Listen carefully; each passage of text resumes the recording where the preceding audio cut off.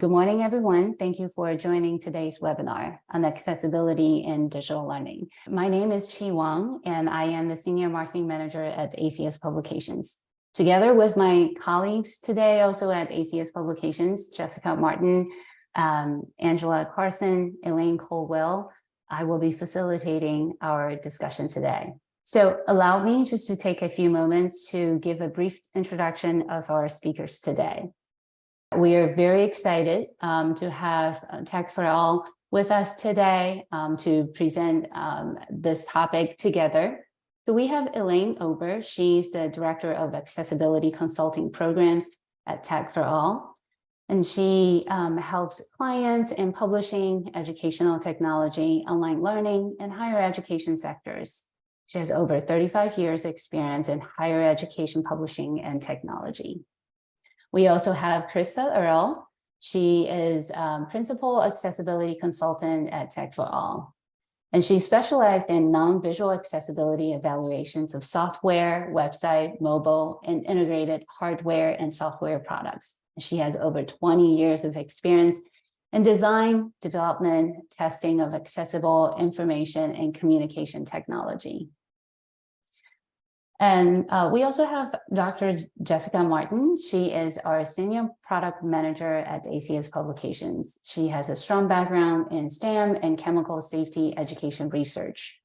She builds education products in collaboration with subject matter experts and reviewers, digital education designers, and weak accessibility specialists. So I'm going to go ahead and start. So Elaine, for those who are not familiar with TFA, can you share with us the mission of TFA and then the type of work that you guys do for your clients?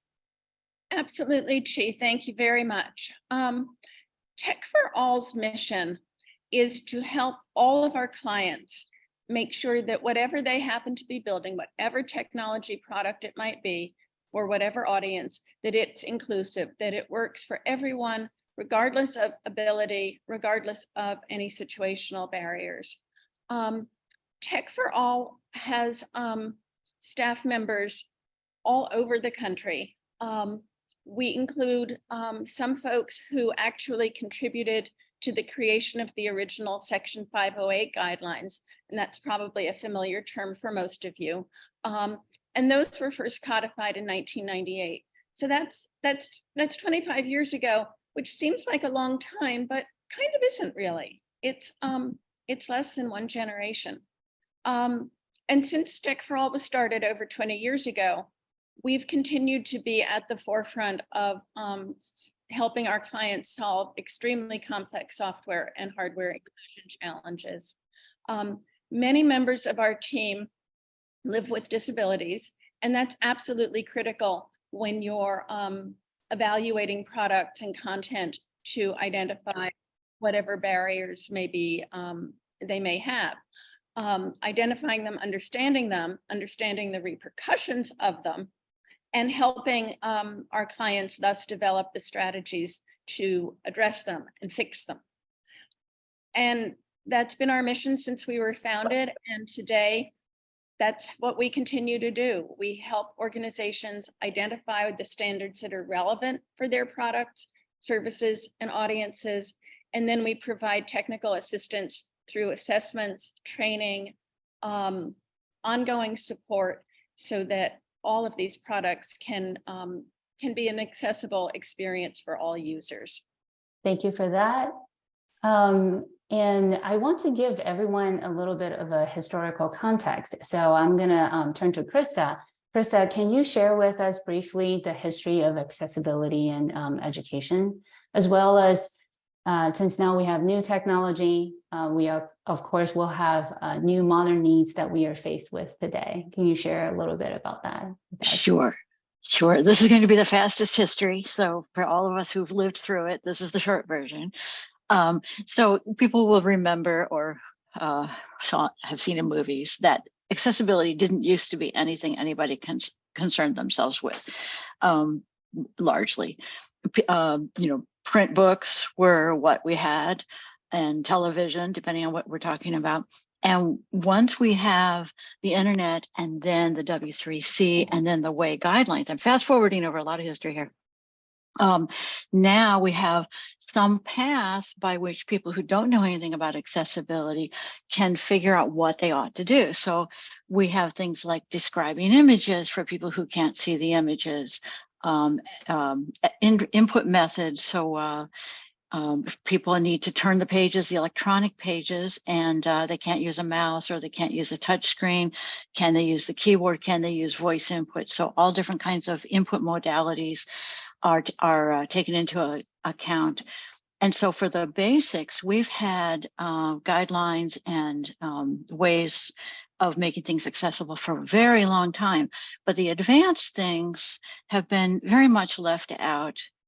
And if you just go back really a very short time, you look at things like math, chemistry, really almost all of the STEM areas, accessibility was seen by a lot of people as a difficult thing to accomplish. Well, we don't know how to do this. We don't know how to make a molecule viewer accessible. We don't have any notation for this special field that's accessible. So students very often were pushed into other fields. Well, I'm glad you love chemistry, but being a social worker is a great profession. And so we have a lot of people with disabilities in certain professions and very few in other professions, largely because of the inaccessibility of learning materials, teaching materials, methods, and just access to basic things like math, like higher math.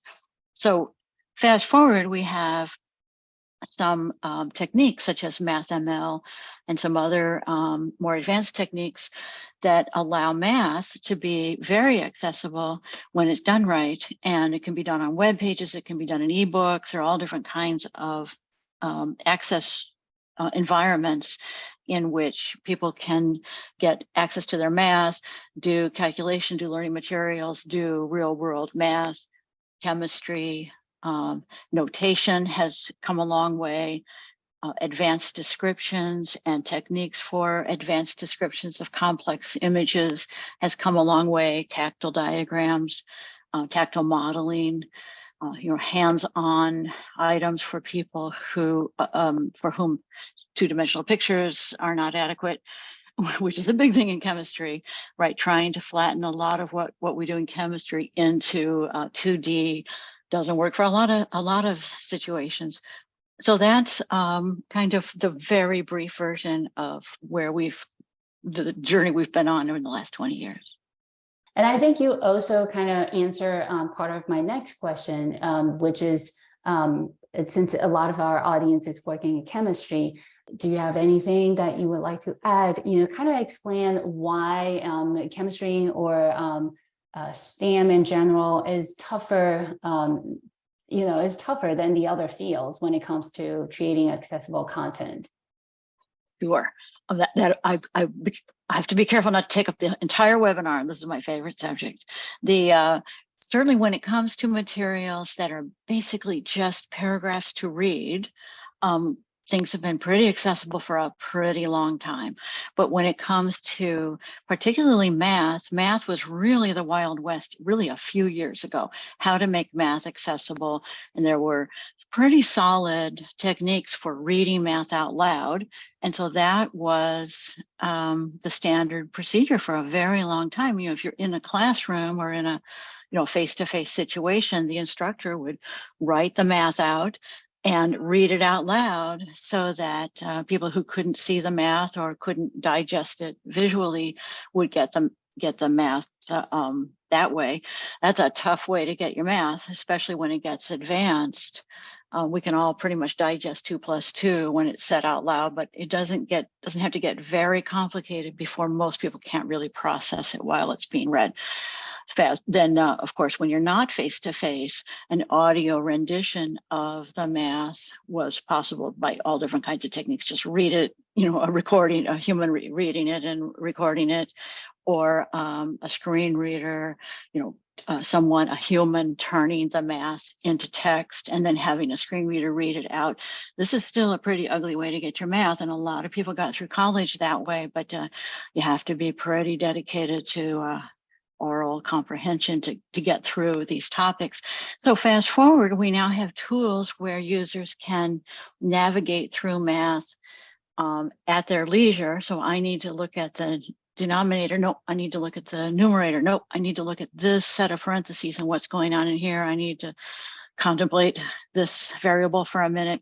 You've got much more direct access to math than we had before, and also images. So images and charts, graphs, and other visual representations of STEM topics have come a long way in their description. It used to be a chart description might be, a line graph of progress year over year. That's no information. We can't make any use of that. It's good to know that that's what it's a graph of, but no, we need the actual numbers and the actual direction of the line. And there's a lot of information in that graph. And so now data visualization has come a long way, where people have lots of access methods to get at what we would call data visualizations, but it's really data representation or techniques for digesting data. So there are just a lot of things like this that have come a long way, really, in the last 5 years or so, that have really hit the streets, hit the schools, hit the day-to-day of a lot of learners. And then, since we're talking about chemistry education, we would like to talk about today, one of the topics that we have is ACS Digital Learning Solutions. And so I know you guys help us audit our content and our courses against the Web Content Accessibility Guidelines, which is also called the WCAG. And the addition of the VPAT that we use is also WCAG. So for those who are joining today and don't know much about WCAG and VPAT, can the both of you, maybe Crista first, and then Elaine, you can quickly explain what they are and why they're important. Sure. So WCAG is the Web Content Accessibility Guidelines, and that almost is a little confusing if you're not building a web page, right? If you're building a web page, it's pretty obvious that the Web Content Guidelines would be a good place to go to see how you make it accessible. But learning materials are very often, they probably live on a website, or the user gets to them via a website, but are they web content? Well, in a lot of ways, the guidelines that we have for web content extends to pretty much any kind of digital experience. And there are exceptions to that. We have to have guidelines for other things. Kiosks are a little bit different from a web page in some ways, but the web guidelines give us a really great starting point for how high contrast is high contrast? When is the font big enough? When do I need to describe an image? How detailed do I need that description to be? What is this with keyboard access? When do I need to have keyboard accessibility to my controls, and when do I not? You always do. Oh, the answer is always.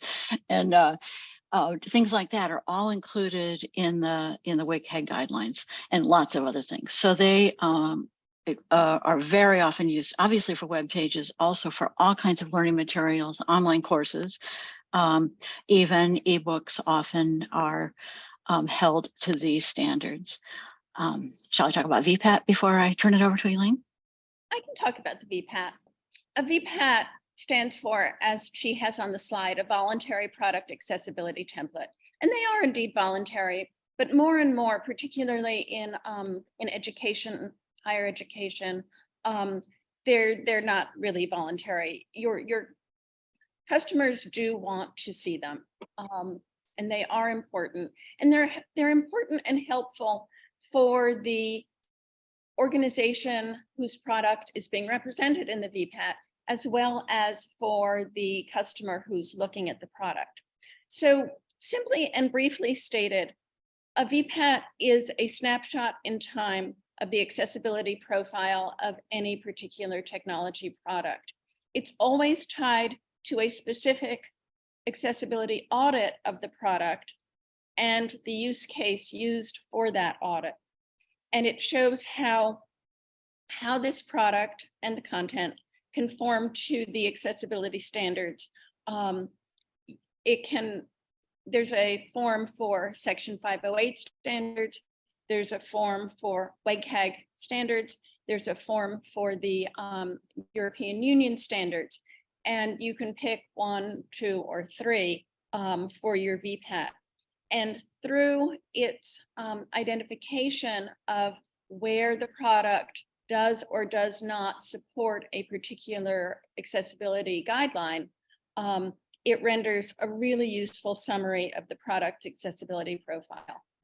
And it's also a good way for an organization to communicate with customers about their roadmap and plans for ongoing improvements in the accessibility profile. So it's really a multifunctional document, and they can look a little bit intimidating, but if you take a deep breath and sort of read it carefully, you'll start to understand and get a picture in your mind of how the product conforms. Thank you. Crista, you have anything you want to add? Well, I'm only going to add that if you read a lot of VPATs, they're fun reading, but if you don't read a lot of VPATs, they look scary. So they're not as bad as they seem. They're designed to be quick to read because they're a template, right? So you just go, wait, let me skip over here to page 3 and find the thing I want to find. But until you learn how to read them, they're daunting. Well, I will say I have read the document, and it's actually very interesting to me. And first time I read it, because it does share with you the information, additional information that I never thought of about our product. And so, since both of you spent a lot of time interacting with our content, and so can I just ask the two of you to share with us your experience of auditing our digital learning courses? So maybe Crista, you can go first, and then Elaine. Yeah. Okay. So when we look at a learning product at TFA, there are kind of 2 situations that might come up. One is a finished product. Here's a publisher who's got a learning something, and they want an audit. And so it's out there in the world. Students are on it. It's a live product, and they want an audit. They want to know where they stand, and sometimes they want a VPAT. And so now if it's not very accessible, you're looking at something that students are trying to struggle through, right? And so it's, I'm an educator first and a tester second, and so I see these pitfalls and I think, oh my gosh, how many people have tripped over this problem here? So the second way that we come to products is in the development phase. So they haven't been released to the users yet, and they're being worked on, and they're a lot of varying stages we might see them. So sometimes we're just seeing at the notional level, and sometimes we have a mock-up, sometimes we have something that's kind of sort of functional. And sometimes it's really almost ready to go, and boy, it better be accessible at this point because we got it the way it is, and it would be hard to change. And the ACS products that we tested way early, so that before any user had them in their hands, we were able to test them.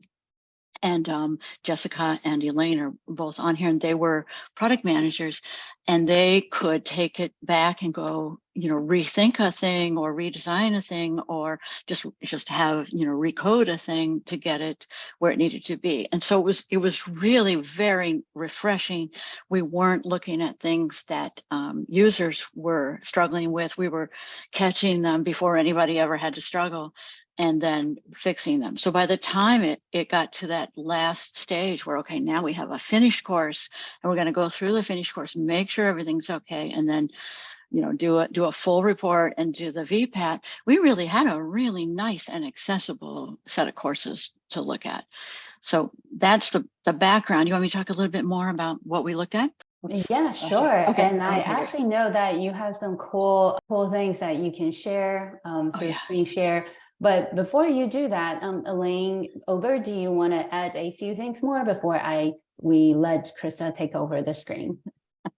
Just very briefly to say that the system that ACS used for our audits is really terrific. They would have us evaluate a single module of a potential course, and we would give full feedback on everything. And then that feedback would inform their building of the additional modules and later courses. They were never really in a situation of having to completely redo work that had already been done. And at the same time, their developers were learning valuable skills that they're now able to apply to future work. And that's something we really want. We want our clients and their development teams to be as skilled as possible so that when they go to build something, they do it pretty much right from the start. And I think ACS is a really great model for that, and says a lot about, how important this is to them. Yeah, these courses have a lot of advanced features in them. A lot of things that foster engagement. So you could do a course in chemistry safety, for example, and just read some stuff, hit next, read some stuff, hit next, and we'd all fall asleep because that's what I do when I read some stuff and hit next. But these have little scenarios in them and changes of voice for as actual voiceover, with characters. And so when there's a chemist who's made a mistake, we have the voice of a narrator playing the part of the chemist, and they're very engaging. We have little questions that pop up. You have to answer the question. They don't pop up. Don't anybody get scared. Questions that come along in the course of stepping through the course. There are little drag and drop activities. Don't get scared again. They're little matching or sorting activities, and they're fully keyboard accessible. And so these are things that are not trivial to make accessible, and but they're they really increase the engagement of the course. So we had a lot of fun tweaking those, and we didn't tweak anything. We just talked about it, and they tweaked. ACS did all the tweaking, but we would say, oh, we need to have the feedback when the user picks the item. They need to know that they've picked it, and then they need to know that they put it in the place, and they need to know what place they put it in. So all that feedback got added in for those drag and drop operations and things like that. So it was very rewarding to see the sophisticated features getting built out so that all the users could fully engage with the content and the information. I know that you are prepared to share your screen with us. Yeah, is that okay? Oh, yeah, sure. I'm going to share sound. And so you're going to hear a little sound. So cover your ears if you want to. Okay, so I'm in the middle of a course. Can people see my screen? Participants can now see. Yes. Okay, good. Well, Zoom certainly thinks you can anyway, but I don't take Zoom's word for it. All right, so I'm using JAWS. This is a common screen reader. We tested it with JAWS, with NVDA, with VoiceOver on the Mac, and a few other things. And so I'm just using JAWS because what else? Got to use something. And I've stepped through into the middle of the course. So this is a safety, and it's this is case studies. So we're in the middle of a situation, something bad has happened, and now we have a scenario we're supposed to answer some questions and get these hypothetical chemists out of trouble, or I think these are chemistry students, but in any case. So let's just hear, I just picked one that has short narration so we don't have to, not that it's not fun, but just because this is a short webinar. Replay button. Okay, so I'm just going to hit replay. Space. Because allyl alcohol is a potent irritant, what should the safety professionals do next to ensure the safety of everyone else in the building? Select your response and then select Submit. You can review the scenario by selecting the Check Scenario button. You can also review the ramp assessment by selecting the ramp button. All right, now this narration is for everybody. So every learner through this course is getting this. This is not part of, of course it's part of the accessibility, but it's for everybody. I didn't turn on anything special or anything like that. So I'm going to go back over here I'm just going to back up a little with JAWS. Main region. Okay, and then I'm going to come down here and answer our question. So we heard the question, and I'm just going to use regular old screen reader commands. A, clean up the spill. Radio button not checked. 1 of 3. Oh, I thought I slowed this guy down. Well, there we go. We'll get it here again. Okay, so remember what should these safety professionals do? We have a chemical spilled in an elevator. if we step through this, you would know all the backstory. A. Clean up the spill. Radio button not checked. Okay, so there's your basic ordinary radio button, and I reread it to see what it said. I'm going to go to the next one. B. Pull the building fire alarm to evacuate the building. Radio button not checked. C. Call all the elevators up to the 1, 2, th floor and push the stop button in each elevator to prevent other. Okay, we'll make you listen to the whole answer. Check scenario button. Okay, now this would be if I didn't remember what the scenario was. Here's a nice button to give me a synopsis. Ramp button. RAMP is the safety model used in the course, so we could have a review of that. But let's pick an answer. Let's see, shall I pick a wrong answer? Let's pick a wrong answer. C. Call all the elevators. Space. Main region. C. Call all the elevators. I don't know. I'm not positive that's the wrong answer. Okay, let's see. Submit response. Okay. So I just hit B for button. That's a JAWS command, and it jumped me to my submit button. Here goes. Enter. Not Not quite. Try again. Heading level 3. Okay. Now in this case, the feedback was very brief, and I let JAWS go ahead and read the same feedback. So I got double feedback. I could, of course, just shut JAWS up. So let's just do this again. Try the question. Space. Okay, I'm gonna try again. A. Clean up the spill. Radio but space. Main region. Eventually it will get tired of my wrong answers. Let's see. Submit space. Not quite. Allyl alcohol is a potent irritant, and it can quickly spread through the ventilation system to reach everyone in the building. Pulling the fire alarm to evacuate the building is essential to prevent additional harm. Cleaning up the spill is important. However, much like Sophie, the EHS personnel are not yet dressed appropriately to do this. Calling all the elevators up to the 12th floor would be a mistake. This could inadvertently expose more people to the hazardous allyl alcohol. Time to find out how the case ends. All right, so here we've gone through this case study, and so here in our feedback message, we got a reason why the answers are right or wrong in every case, especially since I didn't succeed in getting the right answer at any point, despite the fact that I've done this course 6 times. And so then now, of course, we could hit the button and continue and get more narrative. Some of these have multiple characters. This one has the 2 chemistry students' voices in the voiceover, and it's just very entertaining, easy to use. And as you see, I'm really just using regular JAWS commands.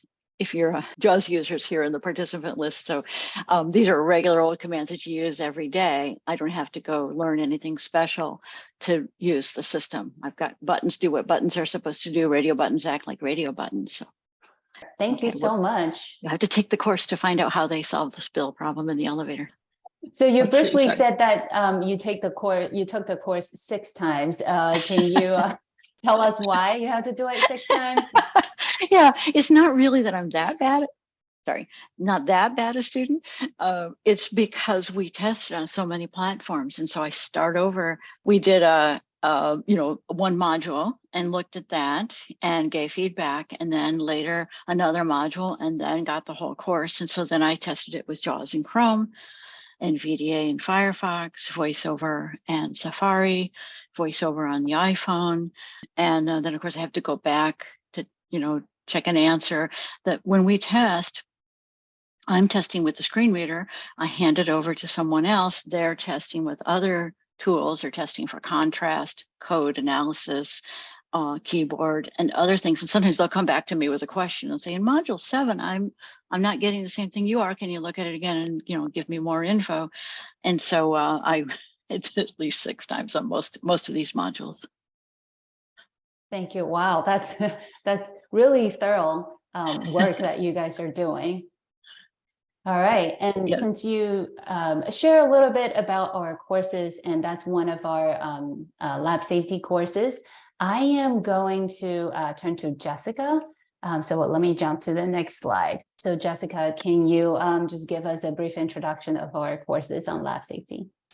Absolutely. So hello, everyone. I'm Jessica Martin, and I'm the Senior Product Manager for our current list of products. As Elaine and Crista were sharing sharing all of this so you're aware they're looking at our lab safety suite right now. And these are the first 4 courses that we've developed within our series. And so we have the ACS Essentials of Lab Safety for General Chemistry, for Organic Chemistry, for instructors and TAs, and then our 4th course, ACS Case Studies for Research Lab Safety, which is what Crista gave you a little taste of there, which is really designed or targeted at upper division undergraduates and graduate students, those students who are going into research labs. I'm not going to say too many more details about this, but there's a QR code on the screen, or you can visit solutions.acs.org/solutions/institute in order to see more specifics about these courses. What I will say in terms of jumping into all of this, my background is in chemistry and in chemical education. I thought I knew a lot about accessibility until I jumped into this a few years ago. And wow, the last few years have been a really steep learning curve on this. And I've been really grateful for the partners that we've found. As Elaine and Crista have both alluded to throughout this, when we're developing digital products, we're actually relying on a lot of different companies doing a lot of different things for it all to come together for the learner, for it to be accessible. So that's one huge complexity in this. And so as you were seeing Crista demonstrate, she's using our course that's on an LMS that that we didn't design, right? We're purchasing from somebody else. So we need to make sure that they are as accessible as they can be. JAWS, we don't develop or have any control over, right? So there's always work that needs to be done on the JAWS side. And so those are just a few of the different elements that come into this. And so it's always a moving target as well. So you're never to the point where you can just say accessibility, check, done, right? You always have to be watching for the latest and greatest thing coming up and happening with all of your partners and making sure that all the work that you have done still jives with it. A current example of something we're working on right now is that we're using Storyline for our courses, and we chose them because looking at their VPAT and looking at and a lot of the work that they've done, we felt really good about that set of tools. Working with the development team that we do, they had accessibility experts that were coming in and reviewing things and giving them advice on how to develop our courses and use Storyline in order to make it accessible. With all of that stuff coming together, while it does say it's accessible, and there's reasons to believe that that's true, you have to look at the ways that different code can essentially crash into each other. So on our first course that we developed, while we had all this input, the first time that we had Tech for All come in and look at our course, oh my gosh, like there was some stuff we did right, but there was also a lot of stuff that we really had to go back and fix. And on top of having Tech for All, and that's when we decided to really incorporate them much earlier in the process, as Elaine was describing earlier. And we've also been able to get some feedback from some of our customers that do have universities that have full-blown accessibility offices, where they are checking through. They're not just looking at the VPAT, they are going through the course themselves and saying, like, is this really true? Because there's certainly ways that you can adjust what you report on the VPAT to make it look better than it is in some cases. And so I totally get why they want to look at it. And I've really valued when those folks have looked at it and come back to us and said, look, here's the stuff we've identified that's just not going to work, or this is going to work, but here's the stuff we'd really like you to focus on fixing. So that kind of feedback has also been incredibly valuable to us, because until it's in the wild, we really don't know where we're going to see the issues. And then in terms of what Crista was showing you, some of you may have noticed that for the audio voiceover for everybody, we had to pick a pace and go with it. And based on our research, we decided on a particular pace. However, a lot of our initial feedback has come back saying, gosh, I really wish I could speed this up a little bit. Like I want it faster. That's a possibility, but it does have to jive with all of the other tech that's coming in. And so it's something we actually do have our development team working on now, to make sure that we can introduce it without it crashing and burning all of the work that we've done to make this course accessible. So that's a little taste of all of the complexity that I've been working through and learning about. And I've been really, really grateful to the Tech for All team. I'm sure that you guys can hear the enthusiasm that they bring to this work, and it's really nice to have people looking this closely, going through the course 6 times to make sure they're catching everything. It has been extremely helpful for us. And so, as I said, our first 4 courses are our lab safety suite. You can check out the QR code to take a look at those. But we are in the process now of exploring other places that we can take this, in terms of what both Crista and Elaine were talking about earlier, in terms of looking at the complexity of introducing students to molecules. This is something that, that we're exploring and interested in, to be able to build into some other courses.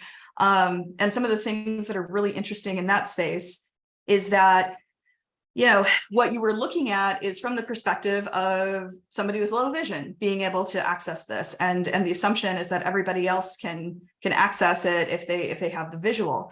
However, as I'm sure many of the educators on this call know, model kits are incredibly useful for everyone. It gives everybody that opportunity to have that tactile experience. And so while it's great to deep dive with somebody who does have a documented disability to say, like, yes, we need to solve this problem, a lot of those solutions, if you do them right, they actually improve the education for everybody. And so I certainly, I'm certainly won over in the school of thought that this is not a niche. This is something that really, really does help everyone. And so I do expect all this hard work and all this fine grained work to actually help all of our learners across the board. So that's what I really have to say, Chi. Or any other questions or any other items you'd like me to address? Thank you so much, Jessica. Right now, I just noticed it's 11:42. And so I do want to make this interactive. I want to save some time for for the questions that we have today. So Elaine, Colwell, can I just turn it over to you to go ahead and read some of the questions that we received today? Sure. So one of our questions was, where does one find a VPAT? Good question. So we do have a VPAT for each one of our courses. And so when you contact us for looking further into the course, one of the documents that we automatically send along is that VPAT. So we provide them to those who reach out to us.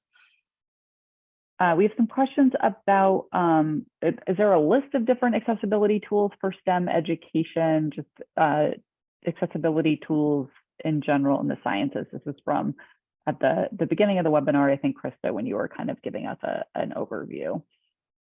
Sorry, I'm stopping the chat. I'm listening to these great questions and comments here. There are, MathJax is a big one. So that's a web-based math tool that is used on the website. So the user, the learner of math, doesn't interface with it. They do interface with it, but they may not know that they do. But the person creating the content uses tools like this, and so they create math viewers and math readers. NVDA and JAWS are the big Windows screen readers in the US, and of course there are others. And TalkBack is a screen reader on Android, VoiceOver on iPhone. So those are testing tools, and obviously they're real screen readers used by real students. So I'm not making a good list here. I do think I probably ought to just pull everything together and maybe send it to Jessica for general. That's a very good question, Elaine. How come we have not created such a list yet? Okay, KSU just sent a URL for one that they're working on. Thank you. Thank you. I did have a list, but it got out of date so quickly. Yes. Yeah, that's right. It'll be the June list, but yeah, you just have to know you're looking at the June 2023 list. Okay, thank you to KSU for the list you're working on. Thank you, Jason. Awesome, thank you. And a similar question, but I know you were giving some specifics about math tools. I know, Charles, we don't have access to these math tools, but Crista, if someone was looking for those math tools that you were suggesting. Yes, so MathJax is JAX. Let me while somebody else is talking, grab that URL and put it into the chat. But that's if you're a web developer, start there for how to handle the sophisticated math display. So if you have real simple math, you know, there are other techniques that are quite frequently used. But if you're trying to do, you know, algebra and above, probably even a finance book that has math in it, then a tool like that is your best friend. It's fairly easy to use, and from the standpoint of the developer, get it on the page, and then the user, there's a slight learning curve to the tool itself, besides the math, of course, to the learner, but it's nowhere near as bad as the learning curve for how to use a screen reader. So it'll look trivial by the time you learn how to use a screen reader. Learning MathJax is a 10-minute thing. And just to add to what Crista said in terms of our research on this, we're the education developers, and so we're always looking at the different tools that we can then use with our items. I'm going to share a link in the chat that is to an interview of one of our operations people. And the reason I'm sharing that is in part so you can hear some of the cool stuff behind some of the software that we're using that addresses many challenges in addition to accessibility. However, the webinar was actually hosted by an organization called One Ed Tech. And a big part of their mission is to try to identify those that tech that is solving a lot of the issues out there, including information security for students and accessibility, and really trying to build that place where we can go to that one source to say, okay, yes, what's the latest and greatest that we can take a look at. So I invite you to check out that interview, and then to also check out One Ed Tech for resources that they have, because that's some of the stuff we're looking into as well. So this is the last question that I have here, and it is a really interesting one. Accessibility can mean a lot of different things to different people in different contexts. And so this question is lacking internet access a disability? Yeah, I love if we can talk a little bit about, when we say accessibility, what do we mean, not just for here, because we're talking about digital learning. That's a very big topic. Yeah. Certainly people in rural areas, people with disabilities who, for one reason or other, have a great deal of difficulty accessing whatever kind of device we might talk about to get on the internet. And so there's a large disability component to that. Language. So if your first language is not one that's highly supported in devices or internet, providers and things, and getting on the internet. Obviously, economics is a big thing. There's an actual definition of disability when we're talking about web accessibility, ADA 508, and in these contexts. And so I don't think lack of internet access is in that definition, but it certainly keeps your students from learning your, accessing your courses. So that, I think it's a whole new webinar, I think is what that is. So. Yeah. Yeah, no, absolutely. And to add to that's something that that has actually been addressed in some research papers and some popular articles in terms of when the lockdown happened. Because there are a lot of universities, not just in the US, but around the world, are able to provide internet and computer access to their students that is pretty well secure, especially if their courses are going to rely on them being able to access the internet. And so even if a student cannot buy a computer or doesn't have internet access at home or elsewhere in their lives, they should be able to access it on campus. And that started to become one of those requirements for the campus, right? To be able to operate and be able to supply education to their learners. And of course, when the lockdown happened and everybody couldn't go to campus, that was a challenge for a lot of countries, but it was also a challenge for a lot of areas in the United States, because there were a lot of people going home to places where they're like, look, don't assume internet connectivity is perfect everywhere in the US. So that's definitely, it's definitely an issue that's up there that I'm certainly following and paying a lot of attention to. And it's another way where one company providing digital education that that has all these different components to access as many learners as possible is also relying on a partner.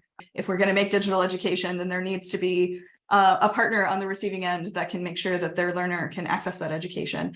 And so it's something, while not a defined disability, it is, when you're talking about access and that term, that can certainly be much wider. And yeah, that is absolutely something that we have to think about. We also have to balance, while we want great interactivity in our courses and everything, that of course also swallows more bandwidth. So that's another thing that we have to think about. All right, we had one more question come up in the chat box. I'm just going to read it verbatim. I really felt the comment at the beginning about the description of line graph with progress over time being accurate, but not very informative. If I have an online quiz with images of molecules, what kind of descriptive text is recommended? If there's any complexity at all, an IUPAC name is challenging for a learner to process. Even in CHI and SMILES would be difficult to process. So there is a lot of research and a lot of work done on description in general and techniques for description. When it comes to STEM, we count on content experts to lead the way in description. So the molecules being included in a piece of learning material for a reason. Every image is included for a reason. And so to start with the big picture salient, this is an image of X compound, the red oxygen molecule, describe, etc., and to go down into much more detail when it comes to that lengthy description that's likely with a complex molecule, having it not in alt text, but in a separate place where all users can access it.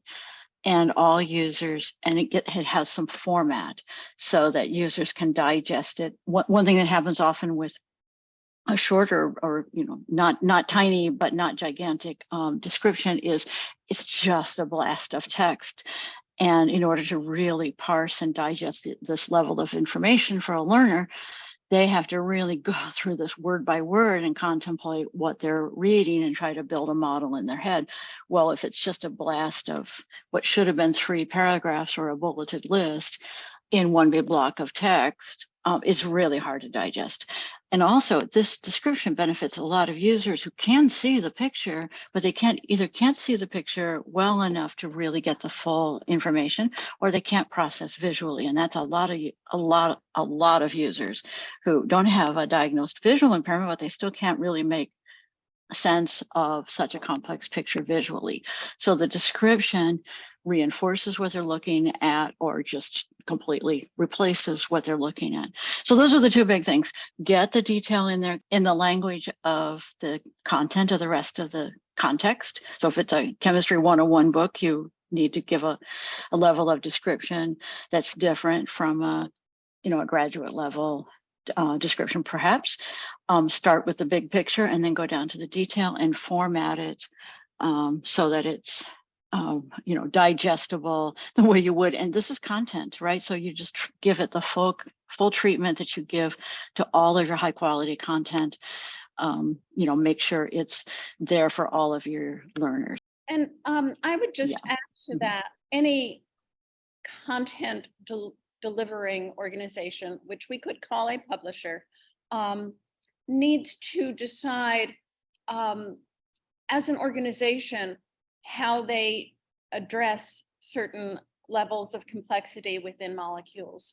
That there needs to be, as there would be for many other things in education, a consistent style and a consistent approach to it, so that any student coming to an ACS learning product will have an expectation of what those descriptions will be like and how they will be formatted and how they can be used.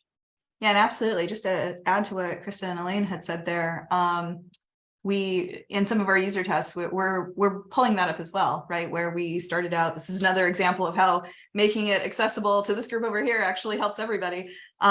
Where we're using, we intentionally used a lot of visuals in the course in order to expose students to things that they may not have seen before they're actually in the lab, trying to find this random thing called a pipette. And we've started to, we're really looking more now at making sure that alt text is actually available for all users, because that came up a lot with our user testing with folks who do not have documented visual disabilities, but they're just looking at a picture and they're just like, I'm not entirely sure what I'm looking at, because it's one picture from one direction, and maybe if somebody says, oh, that's that, then you're like, oh, duh, of course it is. But it's also, we're doing this for students who haven't necessarily been in a lab and haven't necessarily seen these things, and that came up in some of our user testing, which was something we weren't asking about. That they appreciated the description, and they were just like, oh, thank you for that description. Now I do see it and I know what it is. So it was something that was designed for one purpose, but turned out to be really useful. And so that's user test feedback that we're now considering as we think about where to position things and to make sure that everybody gets the benefit of these great descriptions that we've been working on over time as well. And so to switch gears a little bit, because I know we don't have a lot of time left, but a question did just come in that we focused a lot on visual displays and the work that we've done there. But can we talk a little bit about hearing issues when it comes to accessibility in this digital content? Yes. So in terms of the ACS content, I didn't show that, but and we spent a lot of time on this. There's a lot of audio content, and some of it is duplicated on the screen. So hooray. But there are videos, and there are all kinds of videos that have audio content. And so there's a transcript of every stitch of audio. The user can navigate through the course and read the transcripts. The transcripts include the description embedded. So for a user who's deafblind using a Braille display to go through the course, they're getting both the audio and the description integrated. And then for the user who just wants some reinforcement, so someone who, let's say, mostly can hear the audio, mostly hears the video, mostly reads the screen, they can, skip back and forth as whatever modality suits their needs at any time. So anyway, so yes, we have put a lot of care. I had nothing to do with it except, watch Jessica do all her hard work, but it has a lot of thought put into the transcripts and the content of how to tackle description and transcript and captions. Yep, and to add to that, yeah, we have the full transcripts. We have the descriptions that we were just talking about of the visuals, and it also they're all built in with closed captioning. And again, this is we were developing this stuff for folks with auditory challenges, but we also we're in STEM, we're in chemistry, we have lots and lots of international students in U.S. institutions, which is where this is being marketed at the moment, and so yeah, having that option, that reinforcement, if a student's first language isn't English, is also something that comes up a lot as people are grateful to see. And then I'll just say for my own part, and we've had lots of discussions internally about this as well, about whether you prefer to listen to content or to watch content. I couldn't imagine, but going through what Crista was talking about earlier, of having to auditorily understand everything because I couldn't necessarily see it or read it, and that would have been a challenge, because I definitely prefer to read things. So again, one of those things that was, that there's tools out there to help with a documented disability that actually ends up helping so many more students than just that niche that you thought you were addressing problems for. Well, thank you, everyone. If you have any more questions, you can either contact us or contact TFA after the webinar. So thank you, everybody, for joining today.